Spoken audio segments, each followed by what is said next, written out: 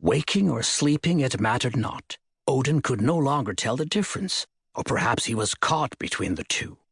His time with Gudrun and Frigg had blurred all lines while it opened his mind, until at last he could no longer say whether the things he saw were real or figments of his own tortured mind. But he did see them. The sight tormented him.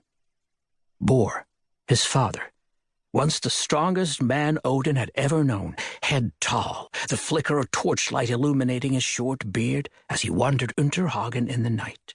Odin had never known why his father had gone to the village that night, but he knew now whom he had met. Jarl Arnbjörn of the Ytramani looked up sharply at a crash from outside. He and Bor stood before a fire pit in a small house. They had been debating something Odin had not caught. "Trolls?"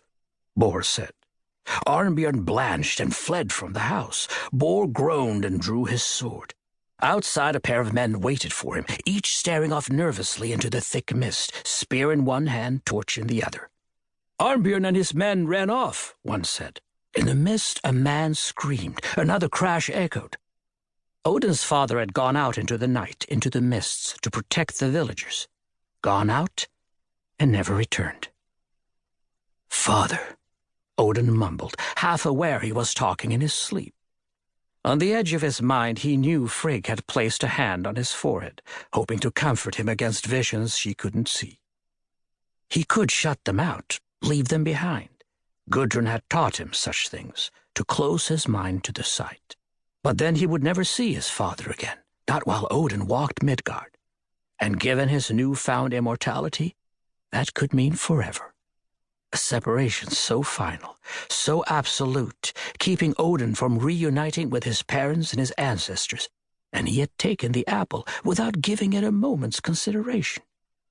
Eden had made him a god, but there was a price: solitude.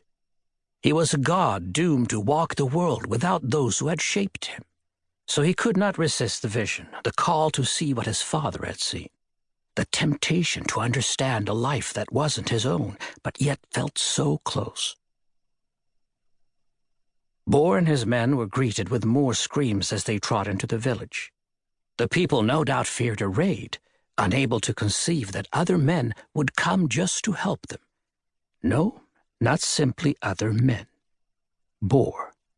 Odin's father had been a hero, hadn't he? Not just to his sons, not even just to his own people, to mankind. And Odin had failed to live up to his father's legacy.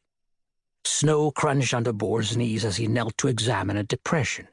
In the torchlight and the mist, maybe he couldn't see it for what it was, but Odin could see a footprint, one so massive that his father's whole body could have crouched in it. The footprint of the frost Jotun Ymir. Was any of this real? Or had Odin's mind built this vision from the bits and pieces he had learned in visiting the remains of the village, and from the tales Loki had spun of these events? Odin's heart pounded in his chest, apt to burst through his ribs. He wanted to scream at his father, shout a warning back to that time, a warning his father would never hear. Instead, the silence was broken by a crash like thunder as a house exploded, spraying splinters and thatch over Bor and his men. Through the mists, Odin could only see to the Jotun's waist as he trod forward, but he knew the thing. The blue tint of his skin, the iron plates covering his legs. Bor spun, leveling Gungnir against a foe far beyond his ken. Ymir's bellow drowned out the battle cries of Bor and his warriors.